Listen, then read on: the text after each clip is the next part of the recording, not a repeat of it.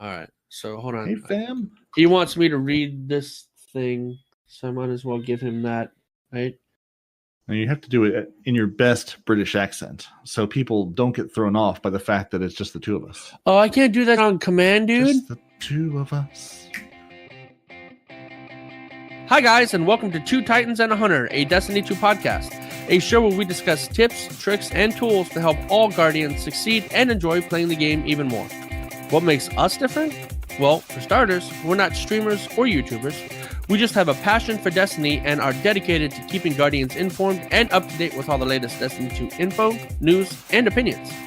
We do encourage your questions and feedback. You can contact us either by email at twotitansandahunter, all spelled out, at hotmail.com, or on Twitter at twotitans_hunter, and that's the number 2. Now, on with the show.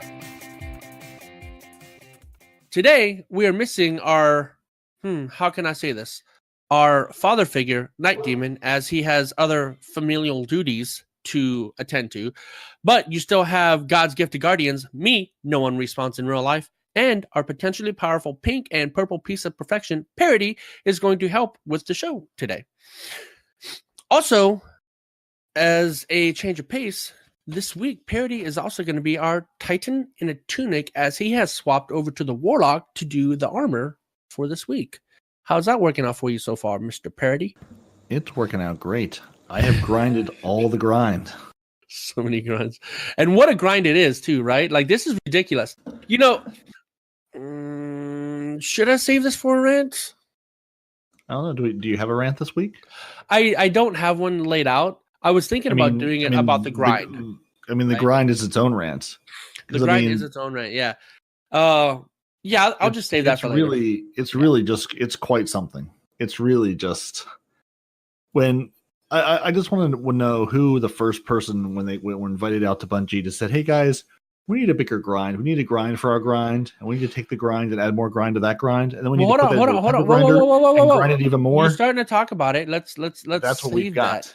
Let's save that for the rant later. Yeah, we can't tell the people. We can't tell the people yet. We have to tell the people new things, like there's a new launch window. you thought a new launch window for what? Are we talking about Destiny 2? Destiny 2 is not coming out at the date and time that we thought it was going to be coming out. Say it isn't so. We were going to the moon, but there have been some funding problems on the moon, so NASA had to pull things back and get some lost funding for the moon again. Get an early strike team up there. Right. Had to get an early strike team up there to sort of clear the moon out before we could actually go and be there safely. So we've pushed our moon launch back from September 17th to October 1st. So it's going to be an October moon landing, giving the Hive a couple more weeks to make it just a little more haunted. You know, in the picture that he provided us, right? There's the Hunter, obviously, and there's your Warlock with the square face. But I can't help but notice this Titan is using something that looks suspiciously like the Taikonaut. You see that? Could be. I mean, it isn't. The one from the club, or well, in our notes, if you look at the notes that he gave us. Oh, you're all robot there, buddy. Craig, I'm robot, Craig. Oh no, it says I'm in the red. That's not great. No, I've been green this whole time. What is going on now? I guess I'm going to play the Nitedemon role this week. I guess so. Now you have to do your best British accent. Now I am the wolf. Right. But no, I mean, buddy, this is exciting. It's up for obviously debate, but I think it does look quite a bit like the Taikonaut with like a tooth attached to the side of it. It looks like whatever. So I just want the Taikonaut to come back. Yeah, I just want the Taikonaut to come back. I know as a Hunter main, you know, and me giving to all the Titans lately, right? But if the Taikonaut comes back, that's a game changer for me, man. I'm sorry. That one exotic is so good that I would be playing my Titan a lot more if that came out. Anyway, so all over at that point. All right, so new launch window. We wanted to let our community know first that we're changing the date for Shadowkeep and New Light from September 17th to October 1st. Why are they going to do that, Peroty? What are they doing that for? Can you explain? Because they are on their own. They no longer have an activation lording over them and screaming at them, going, "This must be out this date. We did lots of flyers. We bought all the ad for." No, they're like, you know what? The game's not quite done yet. Now, what I'm hoping is, in true Destiny fashion, they don't have the game done and then like a month ago said, let's scrap everything we've done. We're not going to the moon. We're going to the sun now. It's not going to be haunted. It's going to be cherries. It's going to be like a Willy Wonka, like chocolate factory we're going to invade instead. I'm hoping, they didn't have like a major giant rewrite, change of heart, whatever, halfway through the process. Like, I don't know, Destiny 1 and Destiny 2. That giant castle that I was bitching about before. Like, wait, crap, he's right. Where'd it come from? We got to put it back underground. Right. We got a little ahead of ourselves. Some of the castle isn't done yet. The Hive actually aren't as good of workers as we thought. Their construction habits aren't quite as useful. See, what happened is the comments about slave labor got activists involved. Now they're like, oh God, now we have to scale back the building of the castle because people don't like slave labor on Hive planets. So there you go. I'm okay with this. What do you think? I mean, we'll see. I'm hoping that they're saying, hey, this isn't done yet. In 2 weeks, here's the things we can finish up or polish or whatever that need the extra attention. I'm all for pushing things if it means I get a better product. Keeping things and saying we're going to release them this day and date and they're going to be screwy isn't a great experience for anybody. Again, look at the launch of Destiny 1 and Destiny 2. So if a couple extra weeks of time can make things better, I'm all for it. At the end of the day, I just want a better game. Isn't this expansion all their own? Like, this expansion has zero help from Activision or the Activision devs before they left, right? This is 100% Bungie. This is all Bungie all the time, which I think is the other thing of there's no, I don't think this plays into a lot of their thinking, but there's also, I'm sure part of the thinking is this is all us. There's no way to say, oh, well, Activision made us do this. And also, this is their first, Bungie only Destiny product. They don't want to have it come out and be half baked. They want it to be at least 3/4 baked, 80% baked, maybe 100% baked. Yeah, they don't want to bring it out and have it have massive issues day one where they said, hey, if we had a couple more weeks, we could have fixed some of this stuff. So again, I'm hoping, we get a better product out of all this. Maybe we will. There's that. There's still going to be some bugs. I mean, heck, look at our known issues list so far. Like, there's always going to be bugs, but hopefully this will be a better experience. And also, I mean, they're working on getting a whole new platform spun up. The cross save is getting spun up. The free to play, there's a lot changing in this release too. It's not just new content. There's a lot of stuff on the back end, I'm sure, that's having to move around. Mm-hmm. So again, I want to, at the end of the day, push it back if it means I get a better game. It's not like the game's going to be down during that time. You can still play it. That's a good point. And I agree. I was thinking more along the lines of, since this is their first expansion that they've had no help with, this is just them, they're definitely going to be under scrutiny when it comes to this. Like, this is their pièce de résistance, as it were, right? This is them showing us what they can do without corporate dictatorship. See what I'm saying? So, because we're all having high hopes, right? Bungie was saying, oh, well, Activision, this and that and the other, and this is why X, Y, and Z happened. Well, now you no longer have Activision. So if you put out a crap expansion, then we're going to know this is you. This, I think, could make or break Bungie big time, in my opinion, right? Is that going to be the case? Probably not. I might just be, overestimating this. But to me, this is a big deal. This is a very big deal. This is them showing us the future of this franchise without them having corporate dictatorship. And I think that's why it's a good idea that they're taking more time to put out a better quality game, in my opinion. I've said that too many times. Sorry. Right. But that's how so we beat that horse to death. And I was going to have our roving field reporter chime in, but then he's left us. So we'll see if he comes back again. The game gets pushed back 2 weeks. And also we got a little information, emphasis on a little information. Our next raid is to be called the Garden of Salvation, because we know we're going back to the Black Garden. So we're going to go there looking for salvation. That drops on Saturday, October 5th. So we're going to have a raid race on the weekend. And just like the last time, the contest TM will be active, so it's going to limit your light level. There's going to be, you're going to be able to do the raid race more or less on equal footing. Granted, you've got people on PC, people on PlayStation, Xbox, and now Google Stadia, which would be hilarious if some Google Stadia group somehow manages to to raid races. But anyway, It was very funny. so we're having a weekend raid race. So hopefully people won't be taking off so much work to prepare for it, and the contest will keep things more or less on equal footing. Now I don't think they've said what light level it's going to be yet, but you can assume it's going to be. We get another 50 boosts. It's usually boosts, a 50. Yeah. It's usually 50. It's been about a 50, and then the encounters go up 20 or whatever. So sort of assume it's going to be about the same thing as last time. We'll see. Yeah. I wonder if they're going to lock the light like they did last time. I tell you what, though, this time when I get a raid group, now that there's a few people in our clan now that are definitely interested in doing raids. Yeah, totally. Yeah. I mean, the light level lock was part of the contest. I think what was like the light level lock, the locking you out of doing the current raids or something, or at least something like that for while contest was active. Yeah, it's the same. It's the same rules as last time for Scourge of the Past. Was that the last one? No, Scourge of the Past. It's not the last one. No. I'm drawing a total blank. What the? Crown of Sorrow. Crown of Sorrow. Thank you. I was like Last Wish. No, I didn't want to cut you off. I was trying to give you a chance. Come on. No. My brain was just like, no. We will not give you these words. These words are gone. So my memory of sorrow couldn't remember Crown of Sorrow. So yeah, basically the same rules that were in place for Crown of Sorrow will be in place for the Garden of Salvation. Only you'll be at whatever the higher light level is they give us. Mm-hmm.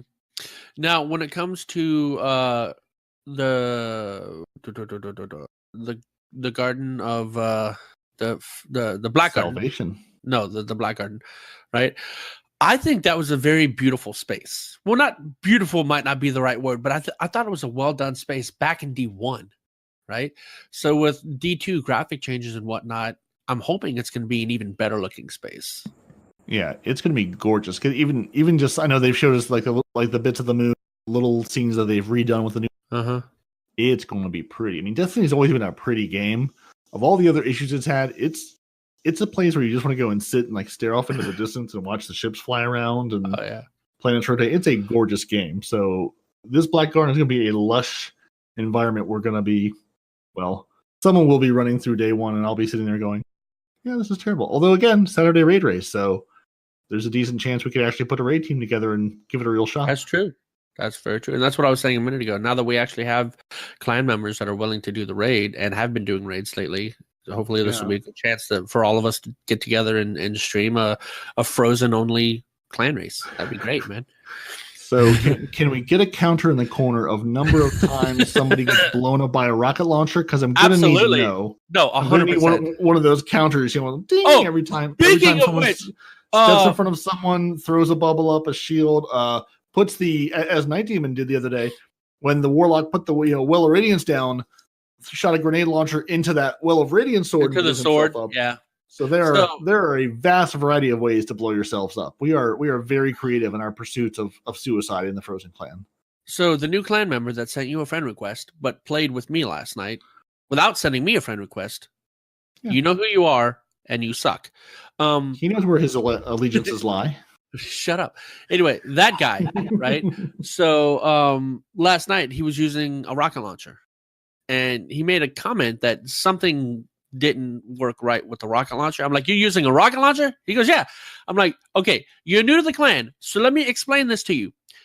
You cannot use those things, right? Magically, one of us will end up in front of the line of fire, or you're going to blow yourself up. That's how that works. This is a thing. You can't use rocket launchers in this clan because you're going to die. And then his comment was, yeah, well, I'm going to use nothing but rocket launchers now. I'm going to change the luck of this clan. I was like, many have tried. All have failed.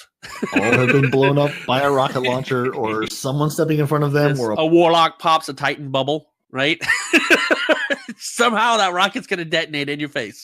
Don't know how, but it's going to. Bad times. Yeah, and he thinks he's going to change the luck of the clan with that. I was like, no. There's luck of the Irish and there's luck of the Frozen. It's all downhill. It's very opposite luck. Like light and dark, they must balance out the force. Right. So, do we already get everything there? Because I want to make sure that we don't get yelled at by Dad. Pretty much. I mean, the only thing is they're going to run an additional Iron Banner the week of September 17th as a, I guess we're sorry for delaying your game. Here's another Iron Banner. Go get slaughtered. And cross save. It's rolling out later this summer. So I think they said in August they're going to actually, make cross save active, so people can start kicking the tires on that and seeing how that's going to work. And also, the reason we get another Iron Banner is because we're getting an extra 3 weeks of Moments of Triumph too.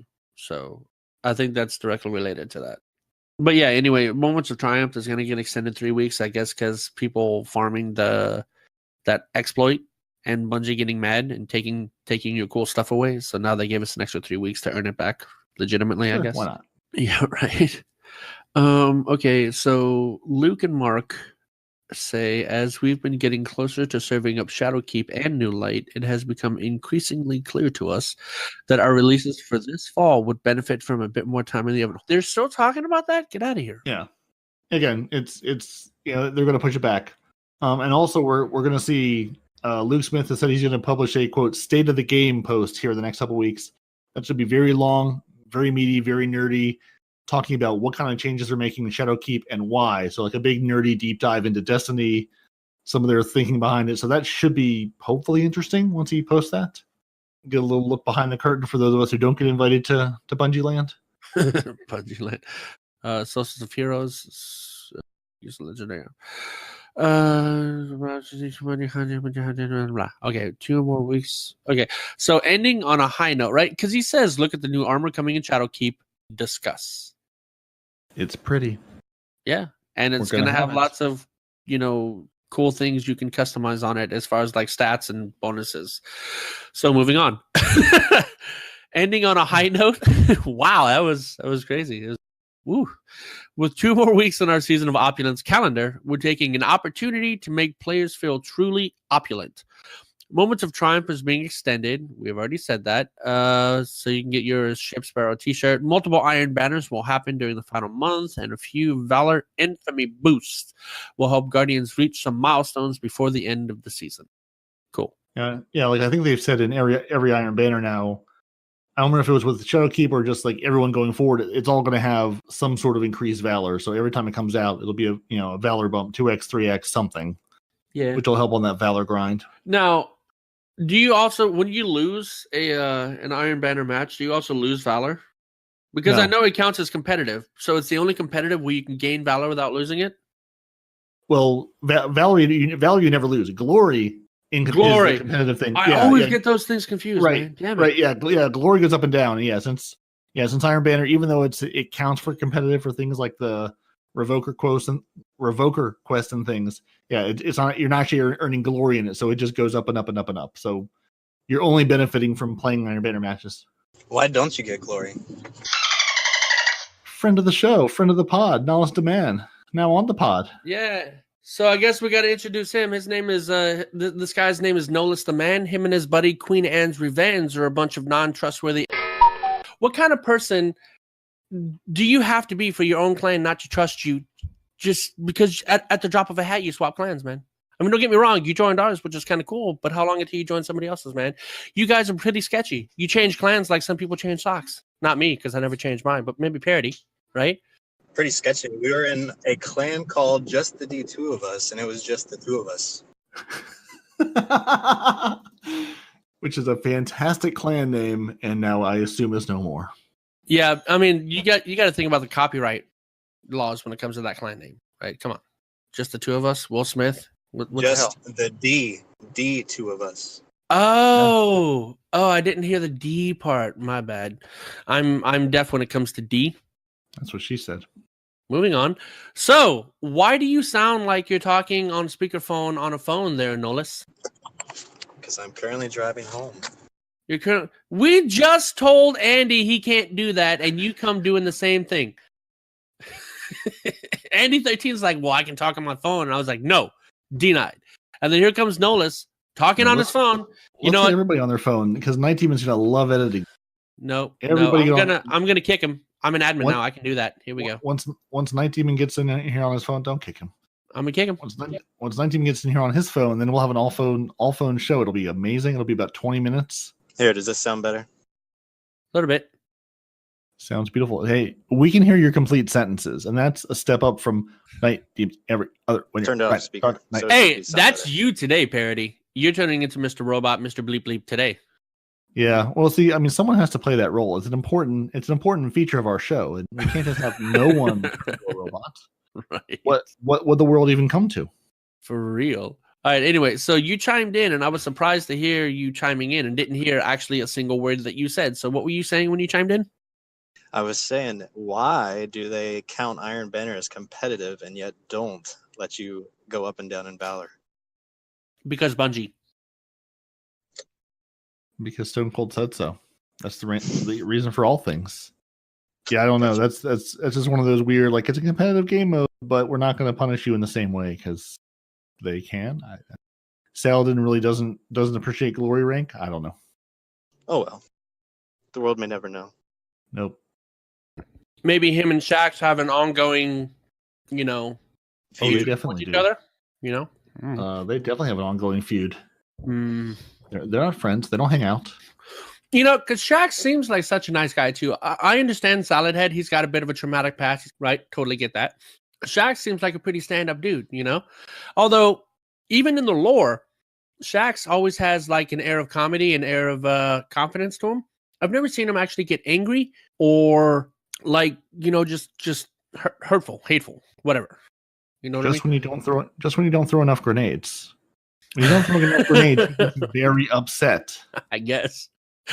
I've only heard him say that one time for me. So, everybody's got their pet peeves, and his is grenade throwing. Anyway, so Peroty, apparently he's dubbed you to have 2 sections in a row all by yourself. So Peroty's patch note preview and known issues.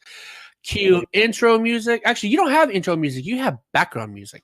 Yeah, which is better than mine. I've got background dancing music because he loves me more. That's why. Obviously, everybody loves you more, and I don't get it because I'm obviously God's gifted guardian. It's even in the intro, right? So why do you get all this special treatment? It's filled with alliteration. I mean, to be fair, you got your own music last week. You have your rant music, and you have your, I don't have rant music. I have rant intro, and then it stops. Yours continues the whole time you're talking. I'm a little jealous. You'll have to speak to management. You have to speak to management about that. Well, before we dive into the patch notes, Bungie did put out a calendar of what's coming out. So we're getting an Infamy boost later on. We're going to have a bunch of Iron Banners, and Mayhem's coming back, and we're getting Valor boosts and Infamy boosts at the same time. So we're going to boost all the things at the end of the season. And now let's see how quickly we can blow through these patch notes and these known issues so we can get to the meat of the episode. In Destiny Update 2.5.2.2, you'll find a quality of life update, and we plan to address some trending feedback from players, specifically concerning rewards. Here's a preview. Moments of Triumph have been extended through September 17th. Solstice of Heroes has not. It will end the end of August. Gambit Prime and Reckoning weapon rewards will be highly increased. They will also have a bad luck protection to guarantee a drop after a set amount of runs, a drop of your morale probably. Reckoning difficulty will be tuned to be more welcoming as you hunt for rewards. That was actually really clever. That's not in the notes, is it? No, that was you? Nice, man. I really appreciate the lag time in the statement and the reaction to that as it hit your brain and process through. No, the mute was mighty because my amazing wife brought me grits and eggs again, right? The mute was mighty, and that's why we don't let you read things. So Braytech schematics will no longer have a daily lockout and will give better chances towards weapons that players do not own. The Mountaintop and Wendigo GL3 Pinnacle quest will become more accessible after I finish my Wendigo quest. Thanks, guys. Specific quest objectives will be tuned based on player feedback. No further information there. There will be multiple weeks of increased Valor and Infamy to look forward to in September. Iron Banner will be accompanied by increased Valor in each event.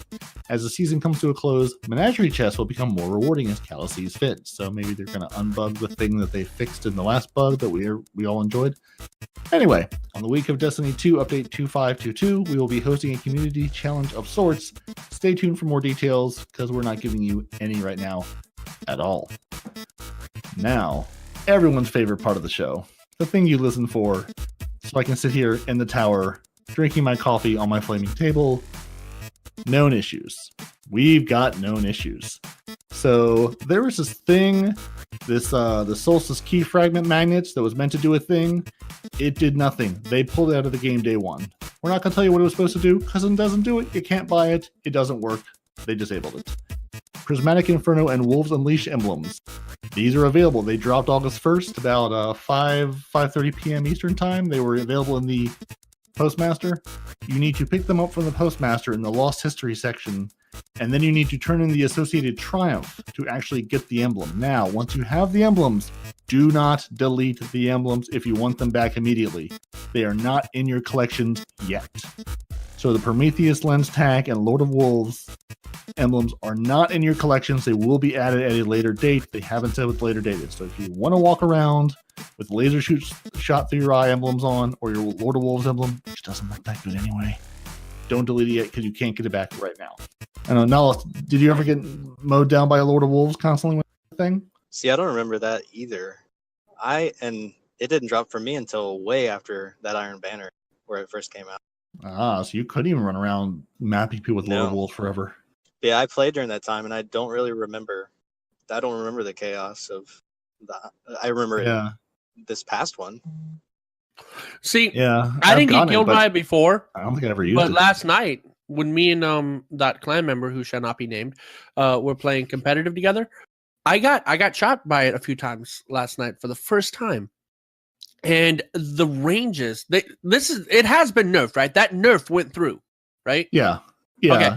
Yeah, the nerf was in the 252, the one they put out last Tuesday. So yeah, the nerf has gone through, and the ammo. So and even with this nerf, he was still pretty much mapping me. He killed me at a range that I was very shocked that he could kill me at. So if this is after the nerf, I can only imagine what it was during the Iron Banner. Because if it still has this much range after a nerf, good lord, man! Like, he was killing me from distances that even your best god roll shotgun that's not the Lord of Wolves can shoot you at. This thing was shooting me from further out. That was crazy. But yeah, I'm thinking now I might have to do it, because if it's still this good after the nerf, I'm gonna have to play with it.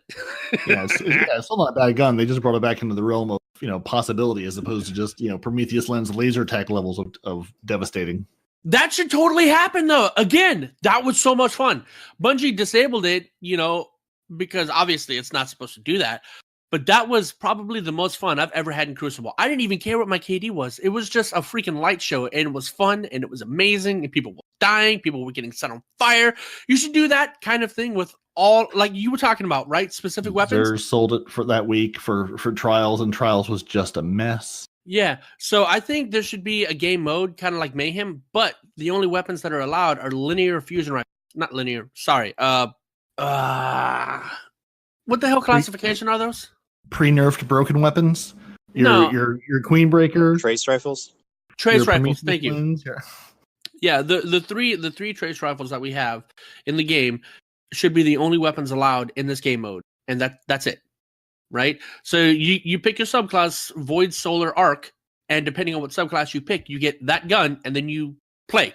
That would be amazing. And then amp up the damage, like it was during the Prometheus lens, man. Just trials of trace rifles? Yes! Oh my god, yes! That would be so much fun! Trace rifles of Osiris?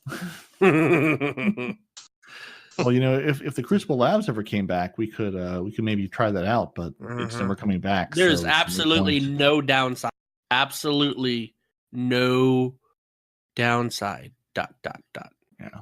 Moving on. All right. So 3 more quick issues from Season of Opulence. The Electrician bounty from Spider is not working. The Aggravated Battery daily bounty asks players to defeat high-value targets, but only progresses when defeating high-value targets on destinations from the Red War campaign. EDZ, Nessus, Titan, or Io. The expansion destinations, Mercury, Mars, Tangled Shore, Dreaming City, do not progress this bounty. Elemental Loadout Bounties. For any bounty that states, defeat enemy combatants and strikes with Arc, Void, or Solar subclasses, you just have to have the subclass equipped. It doesn't matter what weapon loadout you have, it just matches to your subclass. So if it's Arc Day, put your Arc subclass on. It doesn't matter what kind of weapons you use. You can still run around with your Jotun or your favorite weapon in the game. You're still going to progress those quest steps.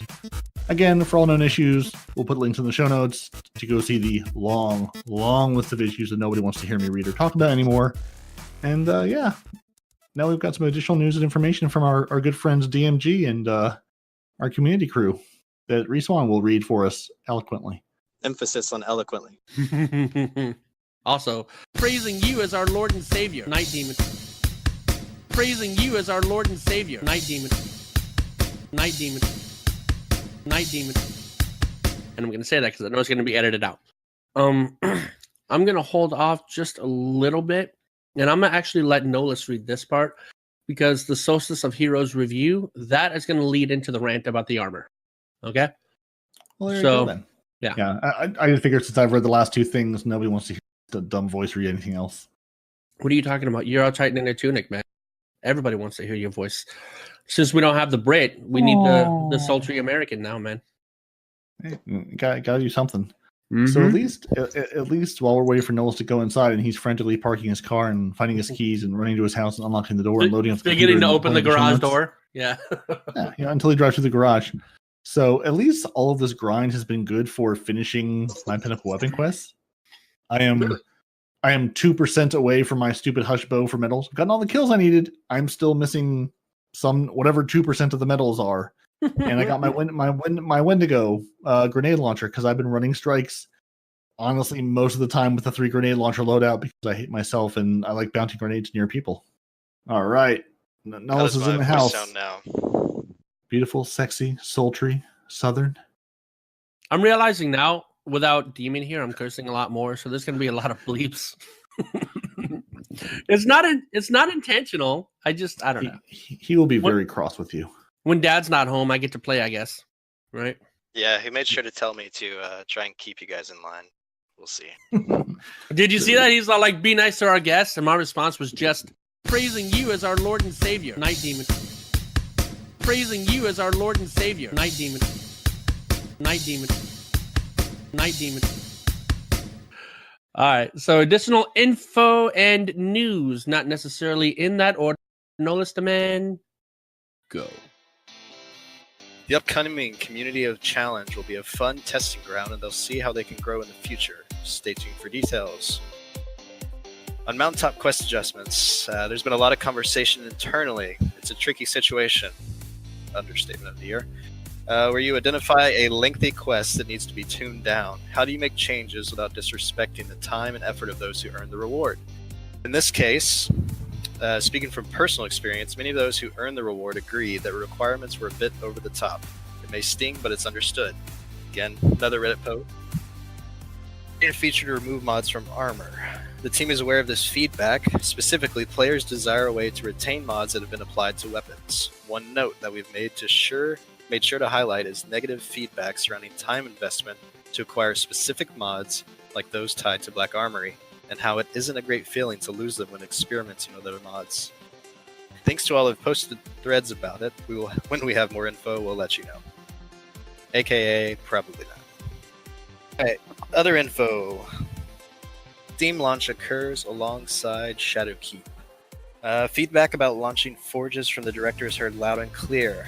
The change is a bit more technical than one would expect. Takes UI time, test, and matchmaking work. And let's face it, that's only for farming. Nobody cares about the forges. I mean, it's like the barge on Nessus. Are they going to ask for that to be there? Like yes. Fast travel. The barge, the tribute hall. Come on. They'll continue letting the team know that there's a desire for in-game functionality regarding loadouts. Why? When they have developers who are developing it, like them, what's the need for them to build in-game functionality? Because if we're going to be an RPG, we need something. Moving on. They have a hard cap on 21 mini-bosses in the EAZ. This will translate to a feedback item that we'll present to folks that created Solstice. There is always a hunger to push the limit on activities, and it's entirely valid to want to dominate bosses for as long as possible. We didn't note a 21 cap in comms, so that's on us. Armor glows for Solstice 2019 will carry forward to the Armor 2.0 equivalents. I didn't know that. That's cool. That's awesome.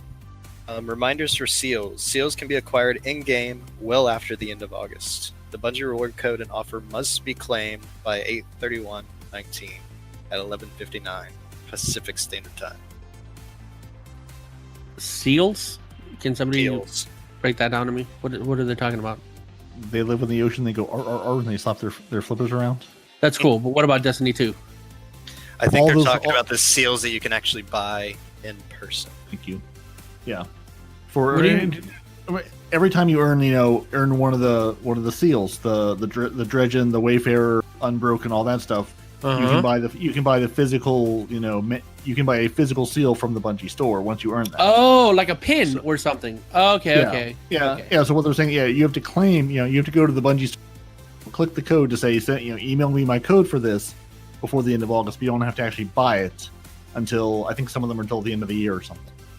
So I didn't even know that was the thing, that you could do that. Did you guys know? Yeah, have you never been to the Bungie? Have you never been to this podcast where we've talked about it a couple of times before? I plead the fifth. Moving on. Well, Cosmo tweeted out before he went off to celebrate the birth of his second daughter. Congrats. Shout out to Cosmo for the birth of his second daughter. The tribute hall is sticking around. Yeah, I know that was a question I know that was a question we had last week, week before was, when does the tribute hall disappear as a thing? I don't think they give us an extra 3 weeks. It's an extra 3 weeks, right? Until it should never disappear. Yeah. It's a tribute hall. It's saying, like, here's all the trophies I earned. There you go. Oh, okay. You take your fire team in not and going say, away. Okay, I got you. Look at what I did. I got you.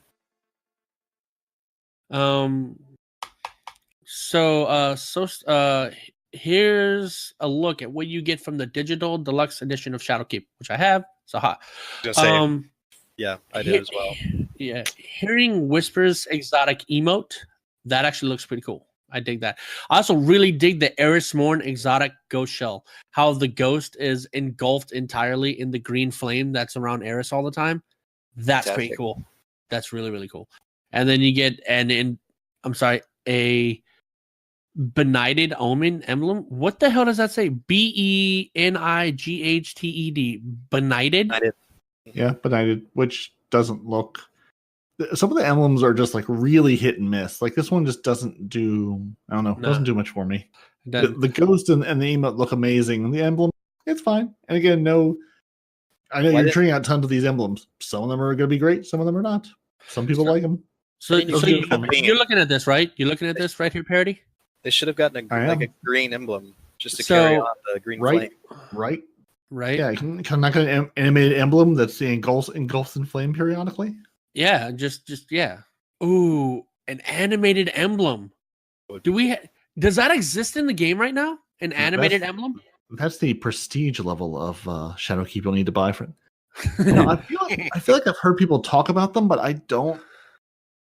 An animated emblem you're talking about? Can't think of it. Yeah, I feel like, I don't know. I feel like if I've heard people talk about animated something, maybe I'm thinking of something. Yeah, that's things that should totally happen. An animated emblem. That would be amazing. But that Titan right there, I know it's not exactly like the Taikanaut, but the space helmet makes me wish it was. Right? You see what I'm looking at right there? The picture of the Titan? Yeah, you want to go to the space college. I get it. I do. I want to wear the Taikanaut again, man. You just need to go to Titan and get your space college armor, and then you can at least look like you're a space college graduate, even though it doesn't do you any good for any of your rocket launcher tracking. But at least you can look like you're a graduate of space college. So, do we know any more news about what weapon we're getting for Solar Week? Kind of off topic. Prometheus lens. They're gonna unfix it. It's gonna go back to laser tag. It's gonna be incredible. That's all you can use the entire week. I'm a fan, but realistically, do we have any news? No. Do we know if it's going to be the Dragon's Breath or anything like that? Galahorn 2. Galahorn never before. I don't want the Galahorn. I mean, I want it, but I don't want it because I know they're going to nerf it, so I don't want it. You know about the Galahorn, right? You played D1, Nollis? Did not play D1. You didn't play D1 at all? At all. I jumped into the game late. So do you know what the Galahorn is? Yes. Oh, Could be. Won't be. There's none of that. Okay, so anyway, that's what you get for the deluxe edition of Shadowkeep. Moving on to the Solstice of Heroes review. All right. Well, before we get into this is where my rant is going to come in, and I guarantee Peroty has something to say about it because I had to stop him from saying something earlier about it. Destiny, this whole time, right, is constantly talking about, hey, we hear your feedback. We understand what's going on. We're making changes. We're trying to make the whole thing better, yada, yada, yada, yada. Right. Well, if anybody was around last year, for last year's Solstice of Heroes, everybody complained that armor was probably the worst grind, right? There might be one or two other grinds since then that people will say is worse, but that was probably the worst grind for anything. was that Solstice of Heroes armor from last year. And for Destiny, always talking about how they want our input, they want our feedback, they're listening to what we say, they're making changes. Fill in the blank. How in the world are they making the exact same mistake that they made last year? The armor was a grind last year. Everybody hated it. Almost nobody got all 3 sets. And there's going to be people out there, I did. Congratulations, you have no life. Moving on. The grind was ridiculous. And this year, the grind is still ridiculous. It should not be this bad just to get 3 sets of armor. And the time limit is ridiculous too, because we were talking earlier. You have, as for one of your armor milestones, you have to go to the Dreaming City and you have to do the Shattered Throne, which could have been active this whole 3 weeks, but no, it's going to be active 1 week out of this whole grind. So that means you have to do the grind for all 3 sets of armor on all 3 characters to get to that point in the quest so that you can complete that quest on all of them before you miss the week where the Shattered Throne is going to be here. Why? Why, from people that are constantly talking about they hear our feedback, would you make the same mistake you made last year? And this isn't because of Activision. Activision's out. This was your choice, Bungie. This was your decision to make this grind stupid. It's not crazy. It's not dumb. It's just stupid that you have to do so much to get these pieces of armor. That makes no sense to me. I don't know why people that are constantly talking about how they want to make a better Destiny community. They want to make the game the best that it can be, and you're making the same stupid mistakes. This does not instill me with a great amount of confidence in future upcoming Destiny events. Earlier, I was talking about this next DLC that's coming down. This is all you. If this armor grind is what we have to look forward to for your DLC, I'm not going to enjoy it at all. And I will tell you guys flat out, if this armor grind, if this Solstice of Heroes has any indication of what's to come, you had a chance to make it better, you didn't. Why not? Anything? Like, Peroty, Nollis, do you have any indication as to why they would make the same mistake? People are saying, "Oh, it's because it keeps people playing the game. It keeps people playing the game. It keeps people." That's the same argument I hear all the time, right? But there is such a thing as too much, right? It keeps people playing the game, but for the people that can't play 24/7, i.e. the non-user, right? Getting all 3 armors to the level to where they need to be before that Shattered Throne happens, that to me is insane. That's insanity. That's just too damn much. You would have to no-life the game. I think, just my opinion, with Shadowkeep coming out, they were like, you know what? We don't have time to develop it. Let's launch like what we did last year. And that may sound like a cop-out, but their primary focus right now is Shadowkeep and making that the best it can be. Yeah. But they got the pressure on them that they aren't with Activision anymore. They are Bungie. They have this great game that they want to launch, that they want to draw people back in. Mm-hmm. So why would they spend their time developing this 1 month-long event when they can spend that time developing Shadowkeep? I get what you're saying, but at the same time, they don't need to do any extra development on this DLC. All they would have to do is go in there and tweak the numbers. No, because like there's functions. Are we talking about Shadowkeep? Which DLC are we talking about? We're talking about the armor grind, right? He was talking about Shadowkeep being their main focus, so they didn't bother to change up the Solstice of Heroes, right? That's what his argument was. Well, my argument is this, right? It doesn't take a lot of development in order to change the numbers of things, right? I'm not saying, change it so that you don't have as many steps, but at the very least, they could have tweaked the numbers in each step, right? Like instead of saying, hey, complete 10 strikes on the so my colorblind mode is on. What color is the first armor for you guys? For me, it's a light blue, and then it goes from light blue to dark blue. So what is the original color? Green. Yeah, so the first armor is green, then blue, and then white, goldish. So the first set of armor, you have to do 10 strikes and 10 gambit / crucible, right? And the next one, I think that 10 jumps to 50, doesn't it? You've got to for the blue armor, you've got to do 10 gambit matches. Sorry, I'm looking through it now. Okay. You got to do 100 mini bosses. You need 300 kills in a strike playlist. That's not hard. Yeah. 500 void orbs. Like I'm looking at this on the Titan side.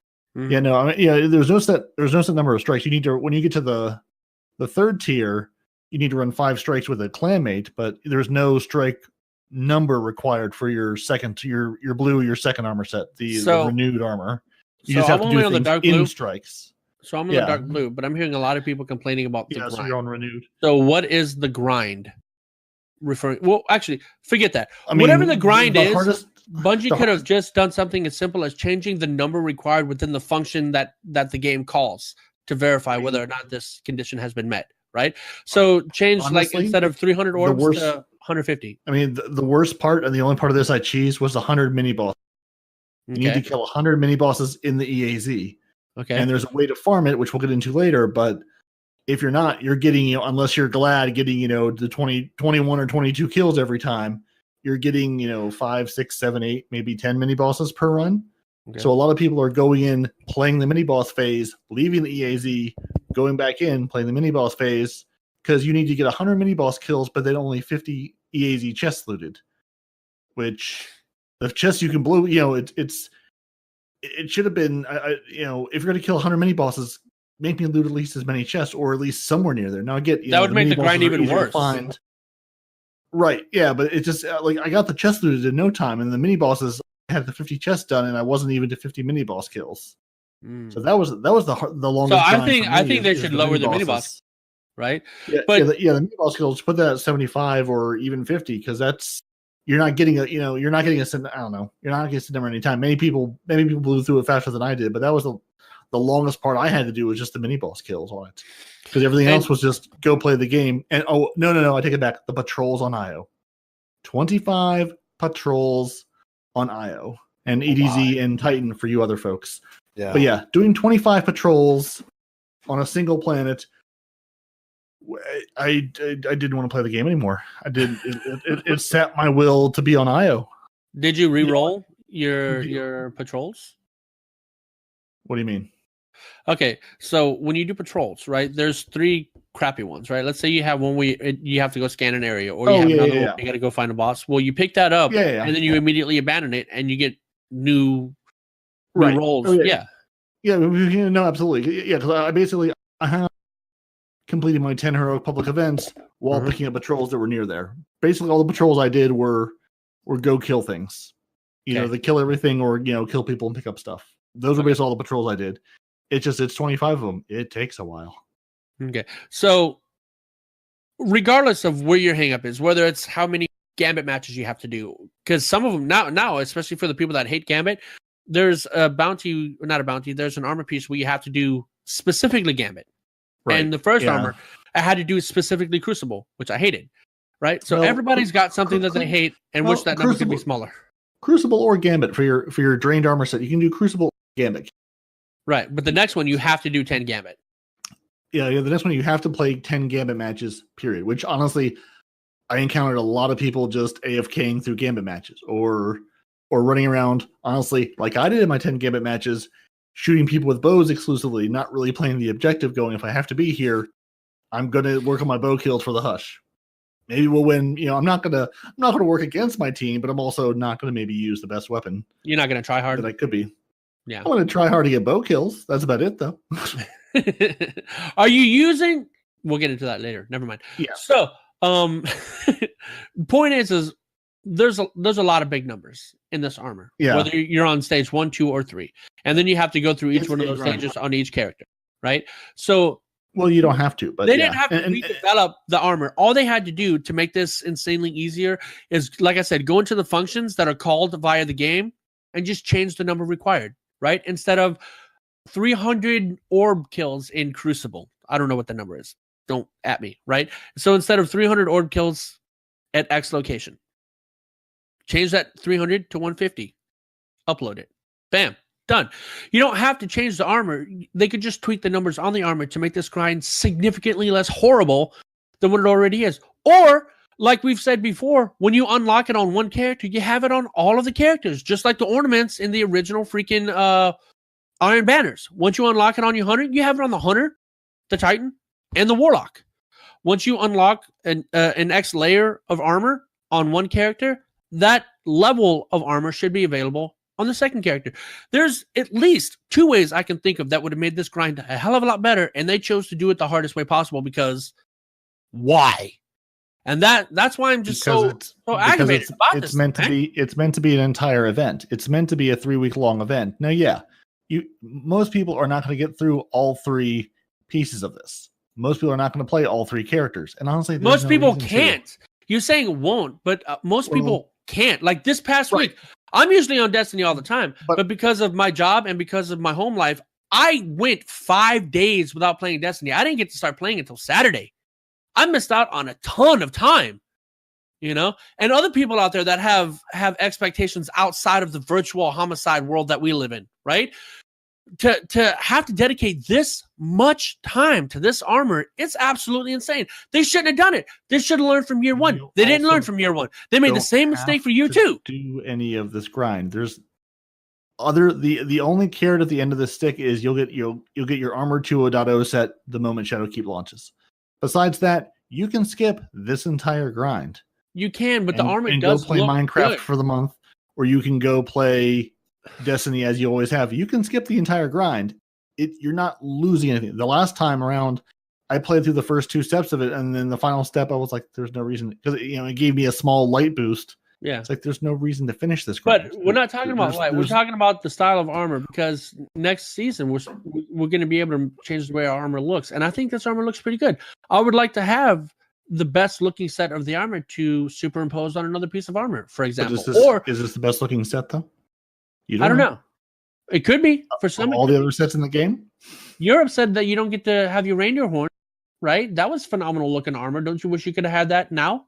I don't care about the armor. I care about the thing applied to the armor, like the glows. Honestly, I'm happy they're moving the glows forward. Yeah, but you know. But again, in order to get the glows, you have to keep the armor.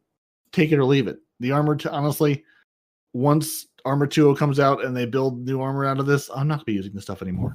It's going to get left behind, just like everything else has. Destiny, right? I get your argument. You don't have to do anything. Right. But the point of this event is to get cool stuff. And I think the grind to get the cool stuff is unsatisfactory.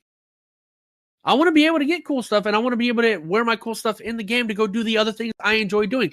If they gave me the armor so I could wear the armor and go do what I enjoy doing, that's way better than having to grind 3 weeks for the armor that I want. That's my view, right? Give me what I want so I can wear it or use it, if it's a weapon, to do the other things I enjoy doing. Gambit, strikes, playing with friends, etc. I don't want to spend all my time grinding for it. That's my complaint here. You're absolutely right. People do not have to do it. So you want, but that's a cop-out excuse. Playing the game. No, I want to earn the armor. I just think this earning is too much. This isn't pinnacle armor. This is not pinnacle by any means. Pinnacle, you should have to grind for. Absolutely. This is not pinnacle.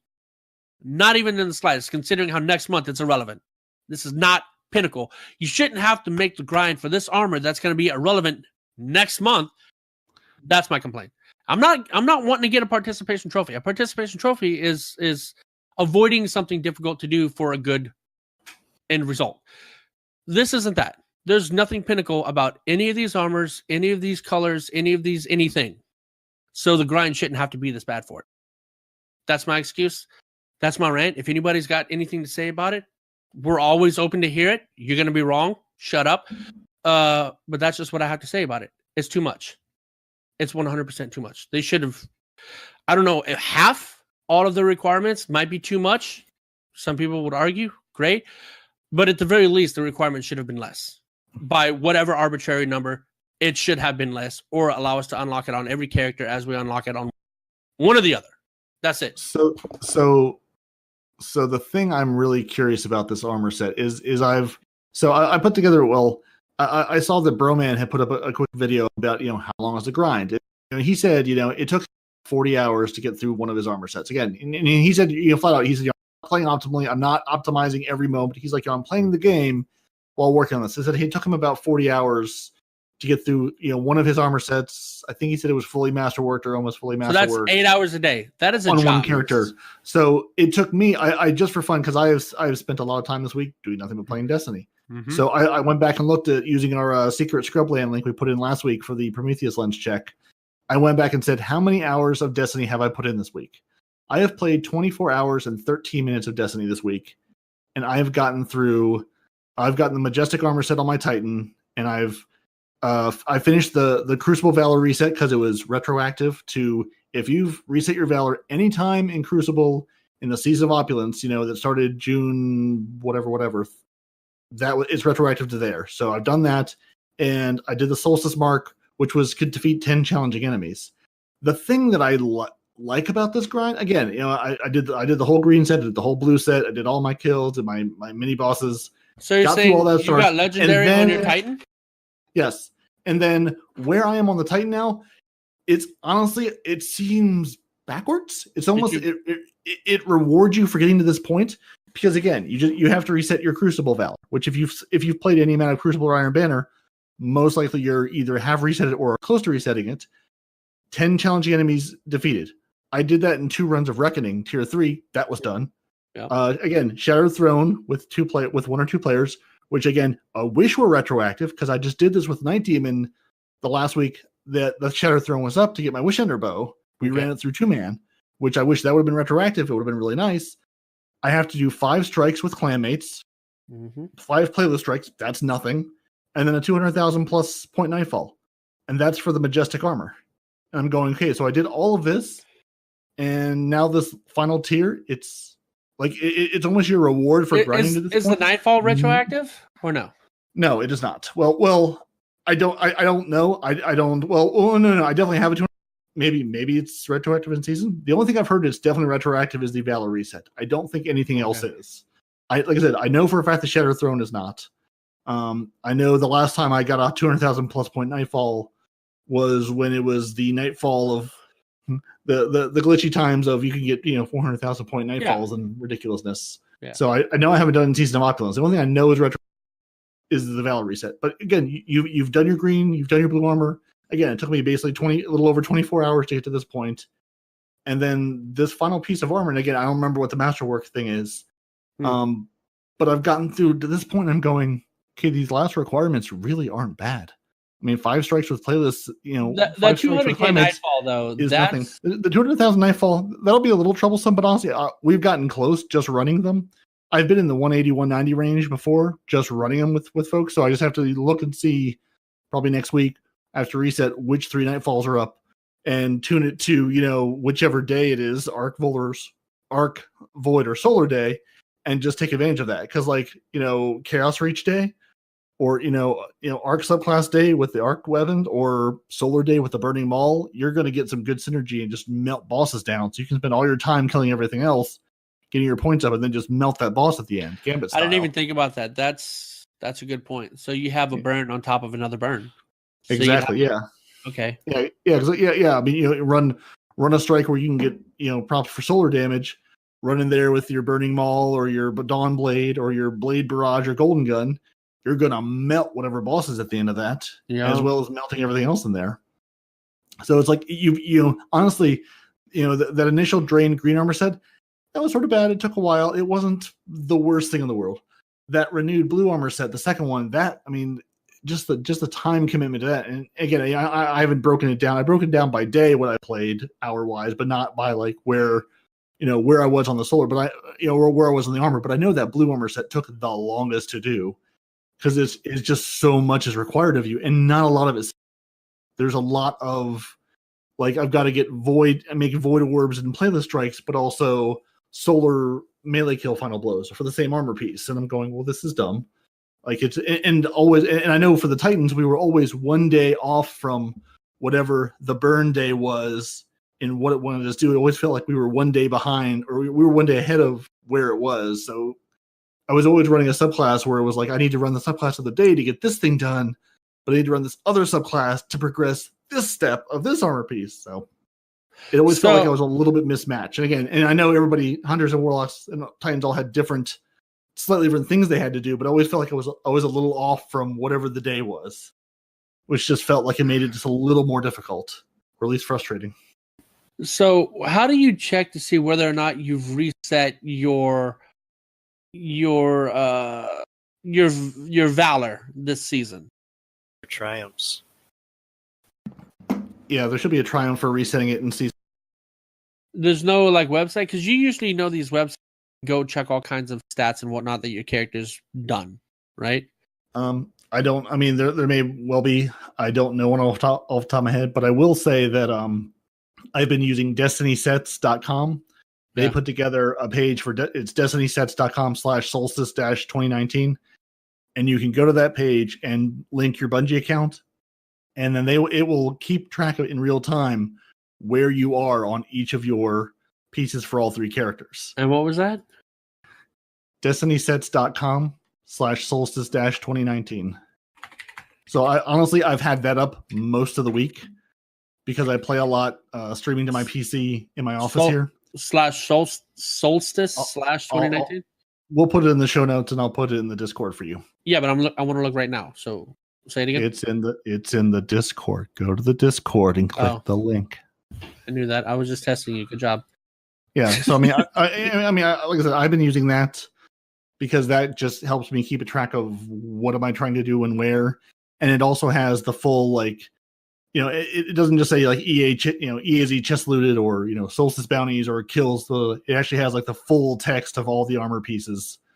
So when you're trying to remember now, is that solar melee kill final blows, or is that void orbs, or is it is it one of the ones that's you have to match your subclass to the flavor of the day? It has all that written out, so you can keep track of it without having to open your armor, wait for that to load, check the thing you're trying to do, and then get back to the game you're trying to do, and then. So that's been a really nice way just to look at things and keep track of one. Again, we'll put that link in the show notes. And braytech.org, which is I feel like I mention every week, braytech.org, is just still a phenomenal site for checking all the things. Braytech. Okay, I think that's. And he continues to improve it. And it's the site gets better and better every week. And it's my one-stop shop for all things Destiny. It just makes my life easier because he has everything there from what strikes are up this week to what vendor is selling what. So if I'm sure most people are, maybe be a member of a bunch of Discords, you go look there, but it just has everything there available to you. And it's at least on the computer, it's easy to use. The phone, I feel like it might be a little crowded, but on a PC, it's perfect. It's easy to look at and use and think about. So now that we've talked for an hour and a half, where are you in your grind, and what class do you main? Are you a warlock main, or what are you? And how has your experience been with this whole solstice nonsense? Hunter main. Honestly, as I was just texting Queen Anne's and Brizzle, I played one day into this solstice event, and that was last Tuesday.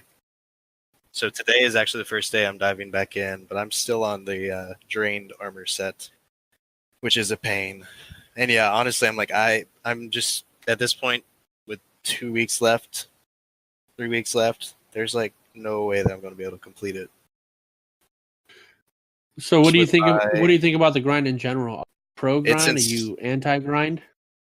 I'm not anti grind, but maybe a little less grind. Yeah, like do you feel like Respawn was saying? Do you feel like it's like you've done all this and now you get an armor for 2.0, but so will everything else be after that? Exactly. Yeah, and I think Andy also mentioned this in our clan. Like, what's the point? If I'm going to do this grind, maybe for the glow. I mean, if you're that dedicated about the glow and getting that, I mean, yeah, go for it. But for me at this point, I'm like, I can't dedicate enough hours to get even the legendary. What's the point? Because then when once Shadowkeep launches, I'll be getting 2.0 armor then. I never have the latest and greatest as soon as it comes out because I'm a casual player. So I'm always behind, so I don't really care from a casual perspective. And yeah, the grind just makes it all that more irrelevant for me. I'm like, it's kind of not worth it at this point. So to reiterate, you're saying that you as a casual player saying that the grind is too damn much? Did you catch every other word of that, Nollis? Because I caught half the words. If you caught the other half, maybe we can put the. I said, so to reiterate, you as a casual player are saying that the grind is just too damn much? Correct. Okay. Yeah, it's too much for the carrot at the end of that stick, I think. And again, this comes from me. I've gotten a lot of time to play, and even then, it's like once I get the first character done, I'll probably switch over to the Warlock and just to sort of play with it and help other people with their grind. But once I get the one armor set done, I don't care. Like I don't need a Sparrow that honestly I think looks like a reskin of every other Sparrow in the game and everything else. I really wish some of these rewards like, oh, you get a new thing, you get a new thing. You say that, but the mini Sparrow is amazing. Well, yes, right. The mini Sparrow is amazing. Yeah, and just buy that. Hell yeah! I bought 13 of them before I got the roll where it finally transmatted fast. Oops! I just bought the one because it makes me smile. Yeah, because I've been breaking down every other ship and Sparrow that I have in the game. Going, I don't need you. I don't need you. I need one, and that's it. I don't need extras. So I think that should be our next clan stream. What's that? We all run. Is it the Crown of Sorrows with the giant sun chasing you? No, that would be the Scourge. Yeah, Scourge of the Past. Scourge with the mini Sparrow race. I'm in. But it sucks that it's got the same hitbox. What the hell, Bungie? It's hilarious. That's all you need to know. It is hilarious, but if it's a small Sparrow, it should have a small hitbox. Like the larger Sparrows, they have a larger hitbox, right? Some of these ungaudy Sparrows, like the hitbox is larger because whenever I nick something in that race, I get caught. Bigger hitbox. So if we can have a bigger hitbox for bigger Sparrows, why can't we have a smaller hitbox for the tiny Sparrow? They dropped the ball. They dropped the ball 100%, as it were. I don't think I ever would have noticed that, but I'm glad somebody has. Yeah. You didn't notice that? Really? To be honest, I just bought it and haven't actually.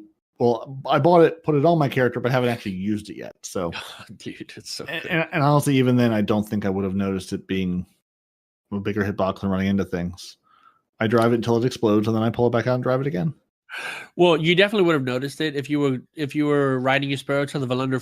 You know those stopper bars that prevent you from driving your Sparrow through. Mm-hmm. Had the hitbox been smaller, you could have drove right through there on your mini Sparrow. But nope, got the same hitbox, so now you get stuck and you have to jump off, walk past that little bar, and jump back on it again. That's dumb. The reason Bungie probably kept it the same. Don't say that. No, they don't know. Nope. No. Anyway, it's logic. It's not logic. It's bull. It's bull. Yeah, bull. Right, I feel like we've beaten that topic to death and buried it, and then surrounded it in a large hitbox, and then buried it in the ground.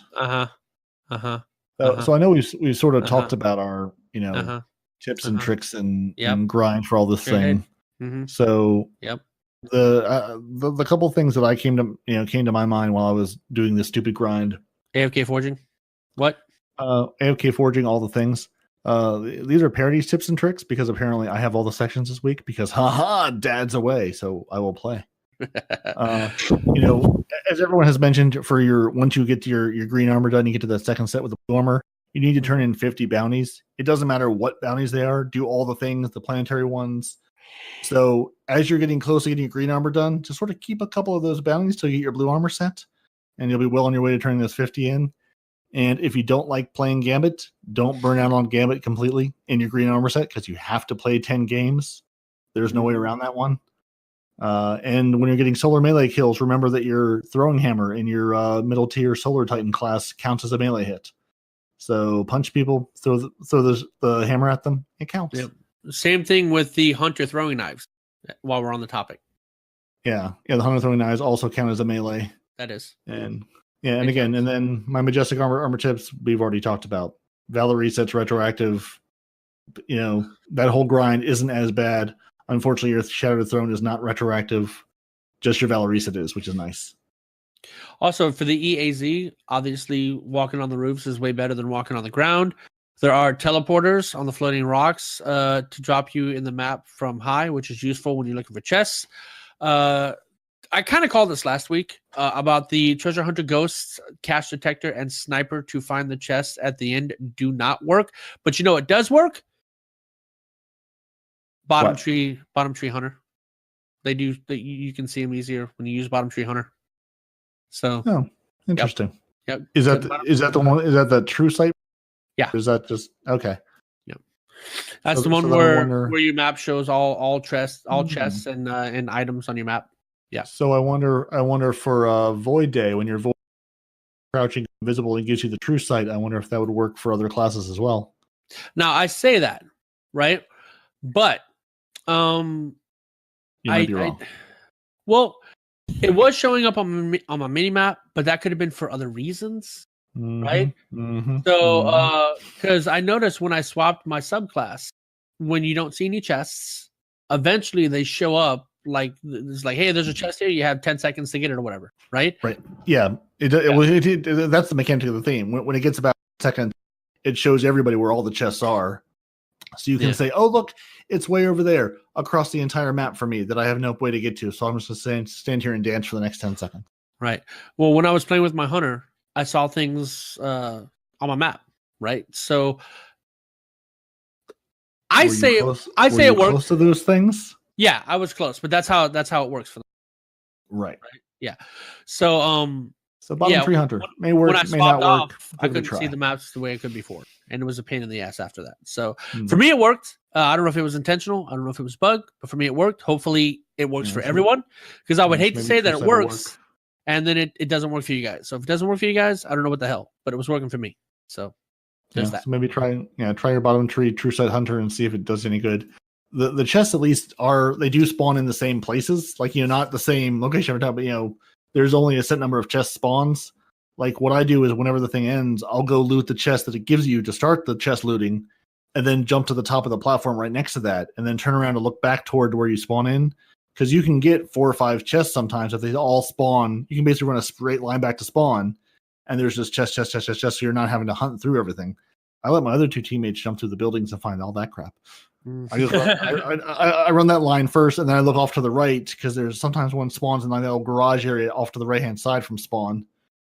I didn't know they all spawned in the right places, because when I fell into that one group that was on like 8 of 12 chests, the furthest I had been is 6. I didn't know that it went up and up and up and up and up, right?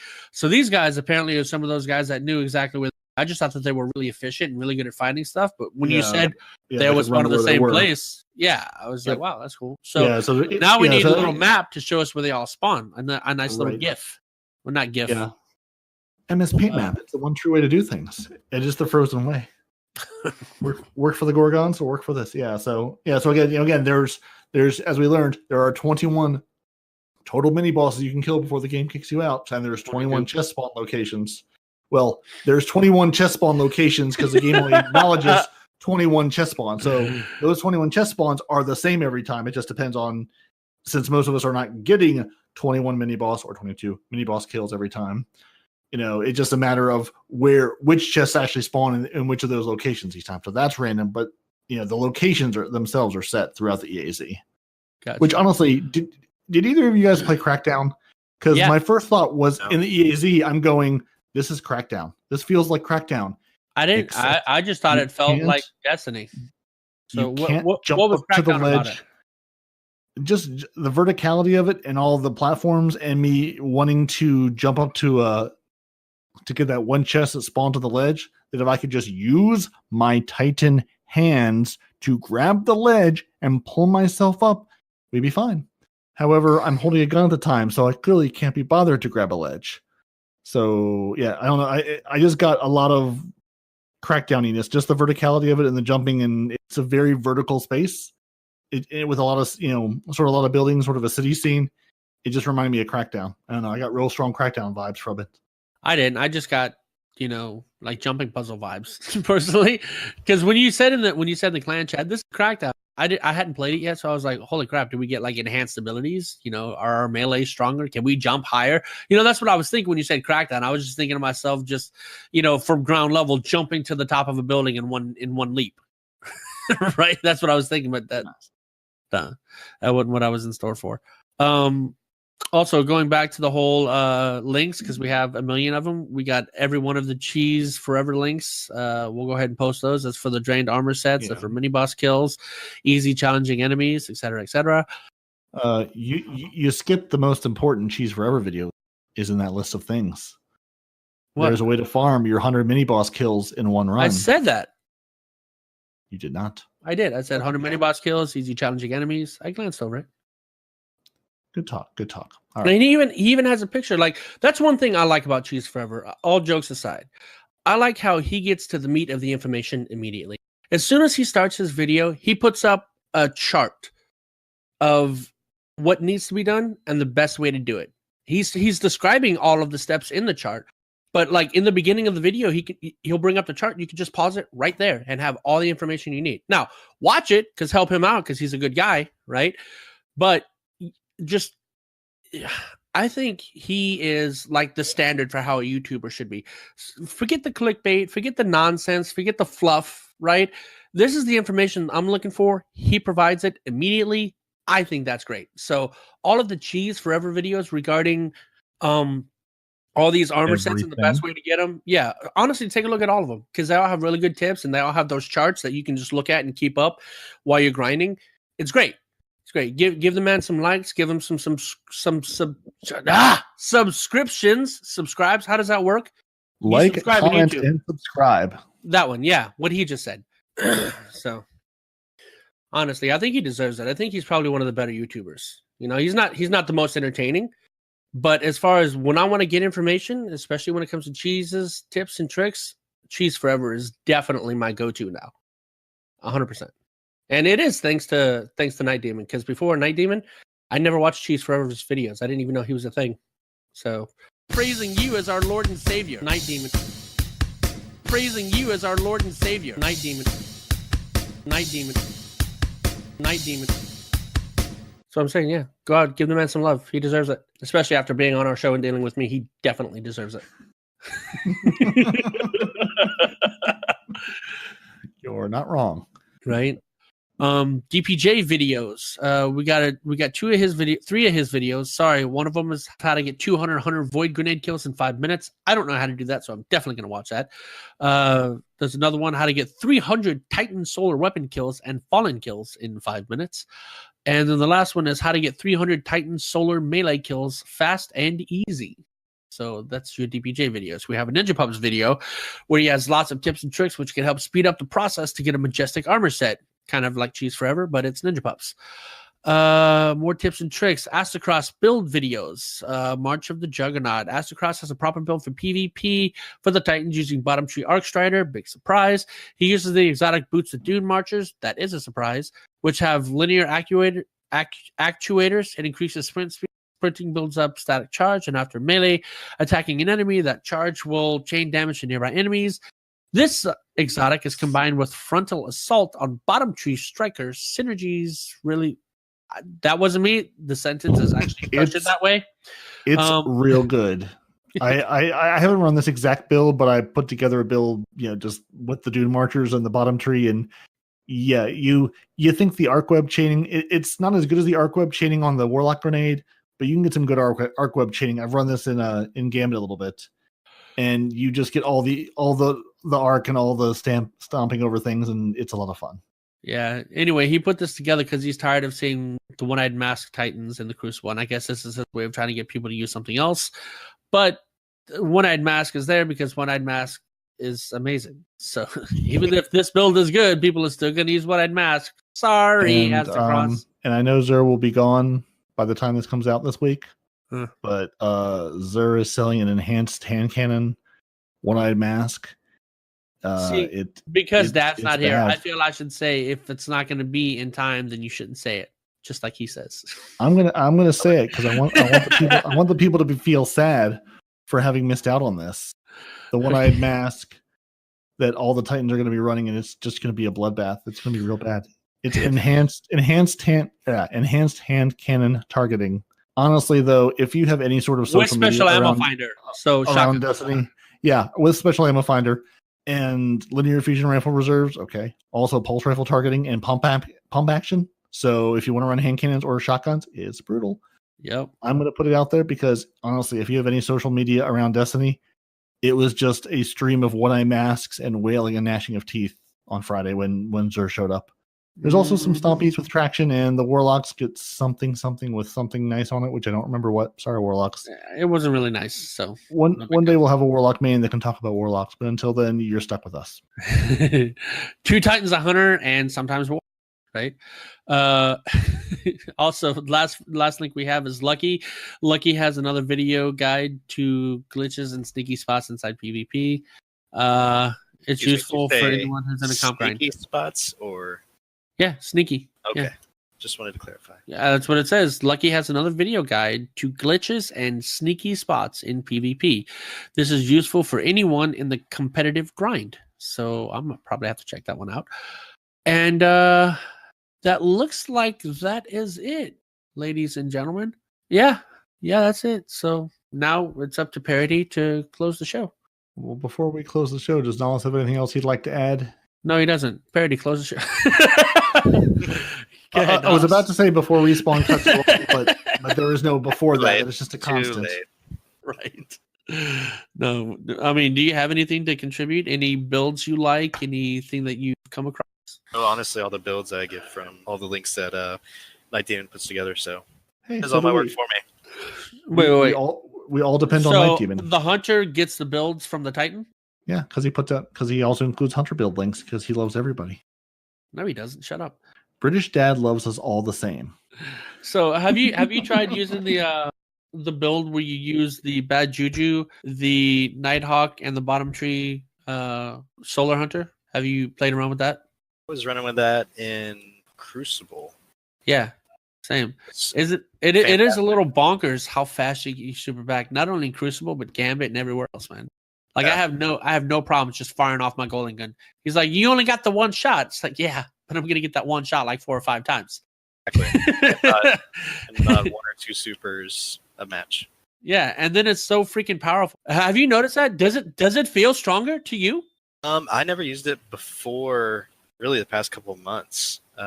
Just because I was, mainly I run Spectral Blades in PvP. Or so you're one of those guys. I'm one of those guys. Or if I'm playing Gambit, I run the not the 6-shooter. What's the one that increases every time you do a precision kill? Increases every time you do a precision kill. Yeah, with precision kills, your super comes back quicker. Yeah, that's the Bottom Tree Solar. So I've been using that, but I keep the instead of using just the one shot, I like the multiple shots because when you invade and Gambit with that, it's almost all the time I get army with one. Okay, I could see that. But you do realize that when you have the Nighthawk helmet on, right? Whatever you kill detonates. So whenever I'm tracking Gambit Prime, right? Whenever they're in that little circle doing DPS boss damage, if I kill one, they all die. I didn't realize it did that much damage. Burn damage. It does a bonkers amount of damage. So, yeah, did we talk about the Datto video at all? Did I miss that? No, we did not talk about that video at all. So this might be a good time to put that in. Oop, I hit my mic. This might be a good time to put that in. What are your thoughts on the Datto video in the State of Crucible? Well, first of all, I'm guessing you watched the whole thing, right? Yeah. Okay. The whole Datto video. Tell us what you feel. Crucible. Yep. I can agree with him on some of the roaming supers. Like the fact that me as a hunter can run in Spectral Blades. This is post nerf after we got that terrible nerf. Mm-hmm. So if I'm running Spectral Blades or in Gunslinger, I can get shot out of it so easily. Yeah. Over a Titan running around with Sentinel Shield is getting team shot by 6 people, and he throws his shield once and kills us all. That's not fair. That's not fair. Have you come across, because this happened to me, and the guy that I was playing with, the new member of our clan who shall not be named, he noticed it too, right? Because he was actually using Striker Titan, and he says he loves the changes that are happening right now with the Solstice of Heroes. How when you get 30 of the elemental type, you get that buff, which makes your super last twice as long. So because of that, last night I was getting killed by the same Titan in the same super. He'd kill me, I'd spawn, he'd kill me again. And there was one instance where I spawned and he killed me again. So twice last night, I was killed twice with the same roaming super from the same guy. And one time I was killed 3 times by the same roaming super with the same guy. The extension of the timers on the supers right now is phenomenally bonkers. Okay? Once you see a Fist of Panic Titan, he's going to be around for a while. You know? So as a hunter. And can we mention the Dawnblade that can fly from one end of a map to the other end, fly back, because that movement speed is off the charts. Yeah. And like after they nerf spectral blades, I used to could do that. I used to could run across the entire map looking around for people, but now you have to be. No, so are you talking about the spectral blades nerf, or are you talking about the Gwenson vest, or both? Spectral blades nerf. Like now you have to calculate. All right, I'm going to go over here because I know they're over there. Okay. Whereas before you could just run around the map and continue running around the map, like the Dawnblade is now. Yeah, like what do you disagree with? Because you said that you agreed. What do you disagree with? What do you think he was wrong about, in your opinion? I don't think I didn't agree entirely with his Crucible point. Like, yeah, if they toned down roaming supers, or at least made hunter supers, and again, I play main hunter, so I'm gonna tout on this. Made hunter supers where you couldn't get killed out of them as quickly. If they just boosted that a little bit, I don't mind the roaming supers or the large amounts of supers that there are in a Crucible match. I mean, it's Destiny. It's not Halo. If he doesn't want supers, go play Halo. I mean, pretty much like Destiny. It's all about the power. It's all about you're a guardian of the universe. Like, why not have supers that last a while? And what about the orbs? He kept complaining about the orb generation. That's good team comp. If your team is regenerating good team comp. supers quickly, that's because you're playing well as a team. Mm-hmm. That's how that's why you can snowball. Now, before when he made this video, was that before this week started with all of the extended timers for the supers? Because I didn't know about the extended timers for the supers when he's talking about it feels like instead of killing people, I'm just running from supers. I didn't get that feel. I don't think there's that many supers. Yeah. Now, whenever there is a Fist of Panic Titan running around or a freaking Sentinel Shield Titan, yeah, I run because they're going to be there for a minute, right? But I don't think that it's up so often that I feel like I'm running from supers more than engaging in firefight. Exactly. Right. It definitely depends on the team you're playing. Because I've definitely run into teams where they've chained their supers well, and it's just a Blade Barrage after a Golden Gun, after a Spectral Blades, after a Striker Titan. Like you feel like you spend the entire match running from supers if the team is chaining their supers together well. But on the whole, no. That's just good team play. Okay. Yeah, and again, if you're a Datto and you're a top tier player, I sort of liken it to a professional sports athlete talking about the game they're playing. They've played it so much, they know the ins and outs. They're going to look at the game and experience it in a different way than all the rest of us. But he admittedly also doesn't play Crucible. Like he said that he doesn't spend a lot of time in Crucible. Right, exactly. It's something you don't step foot into. You don't care about it. This is going to seem overwhelming. Yeah. You're gonna experience the game differently. He's still coming from the game from a different aspect as the rest of us. Yeah, and especially if you're not playing it a lot, it would be like getting my take on Gambit if I've never stepped foot into Gambit.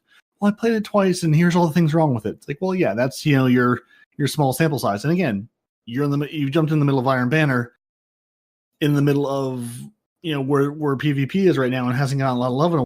Yeah, you're running into teams again. You're probably playing with people who are good at Crucible. I'm guessing, in Datto's case, he's got people who are good at Crucible that he may be running with. It's going to put him in those top tiers. He's going to run into the teams that are going to play at a top tier level. So yeah, you're going to be running from the recluses. You're going to be getting sniped. You're going to be running from chain supers the entire time. Like the other night when Nollis and Andy and Frosty and Queen Anne and we ran. I can't remember who was we ran a 6-stack in Crucible, just quick play. But it was like, oh, you're a 6-stack of frozen people. And since Destiny doesn't understand what frozen is, it's like let's put you against all the the top tier of the guy. I got Revokered, I got Reclused, I got we were fighting not full teams of 6. We were fighting maybe 2 or 3 here and there, but we were playing obviously higher level people than what any of us were collectively or any of us were singly, because we were just getting stomped over and over and over again. And some of the games were close, but some of the games were just blowouts. I mean, it was like playing a 6v6 trials where you're playing against people who are on their 9th of 10th win streak, and you're like, if I could just win a game, that'd be nice. Because I mean, it was very clear. It's like I should not be here. The game clearly thinks that me and my 5 friends know what we're doing. It is wrong. It is very wrong. And the tryhards right now, they are out in force inside of quick play. Because last night I already said that we did better in comp than we did quick play. But at one point in time in quick play, no kidding, I was killed by a super. I respawned. I was killed by that same super. I respawned. I was sniped. I respawned. I was shotgunned. I respawned. I was sniped again. 5 times I died in a row within seconds of spawning. I was like, this is crazy. This is absolutely crazy. I didn't even get to move out of my spawn. And it's not like I was hanging out. As soon as I spawned, I tried to run out to get anywhere. And I was getting killed before I could make it out. It's like they were camping my spawn. And I couldn't do anything. I couldn't go anywhere. And that was a bad feeling, man. I was like, this is crazy. This is really, really try hard sweaty whenever you got guys that when they kill you, they know where you're going to spawn and they wait for you to spawn and they kill you again. It felt a lot like trials in D1 where you would, you'd res your teammate and have to slide, push them out of the way, or there was going to be a sniper bullet coming for them. Oh, yep. It felt a lot like that. And it's like, this is, I can definitely see, again, if you're not playing a lot of Crucible 2, I can definitely see how you're going, why are people doing this? This is not fun. This is not enjoyable. Why are people playing this game mode right now? I mean, it definitely needs some love. And I know Bungie has said Season 8 is going to be all about Crucible. And, and maybe that's part of the reason for this delay. Maybe they're tweaking and changing and making things better. We'll see. But it definitely needs some attention. I don't even know what they're going to do, though, honestly, because I've never really been a fan of Crucible. Back in D1, I was really, really good in Crucible. In D2, I'm not bad by any means. I'm not a terrible player in Crucible, but I'm also not a sweaty, right? But I just like, what can you do to make it better? Because first, the kill times were too long. Now the kill times are not long enough. There's very inconsistent. When it comes to snipers, I feel they're severely inconsistent. Because I was landing headshots last night, which weren't killing people, and every time I got headshot, I died. Same sniper rifle. I mean, granted, they probably had different roles, but I don't think one thing with the same sniper rifle with a headshot is going to kill somebody versus when that same sniper rifle doesn't headshot kill somebody else, And the dude that was with us last night from our clan, he was running with me. We were kind of running as a pair, and there was a Titan that popped a rally barricade. I shot him in the face at near point blank range. It took his entire health and his entire shield and half of his health bar, but he was alive, and then he killed me. Right? So that headshot did not kill him. But yet later on, when he's not behind a rally barricade, he was cross map. I popped him in the headshot and I killed him. So when he's right in front of me and I headshot him, he doesn't die. When he's across map and I headshot him, he dies. There's not a consistency there, So aside from these consistencies, which I find in sniper rifles, other people might find in other weapons, what can they even do to improve it? Because where they improve it here, they're going to break it somewhere else. Like, hey, kill times were too short. Now they're too long. Or, reverse that. So how do you think, if you're not a Crucible player, Peroty, what could they do to make you more interested in playing Crucible? I mean, there's loads they can do. They can change the number of people on the maps. They can put in different maps. They can change the way ammo spawns. I mean, all the things they've done. If you're not playing Crucible, then you're not playing Crucible. I would... How would you change the number of people on the map? What would you do? Would you add or would you subtract? I would say give me a big team battle Halo style and say go to town. How many team battle in vehicles? How many did they have in Halo? Was it 18, 24? I can't remember what big team battle was.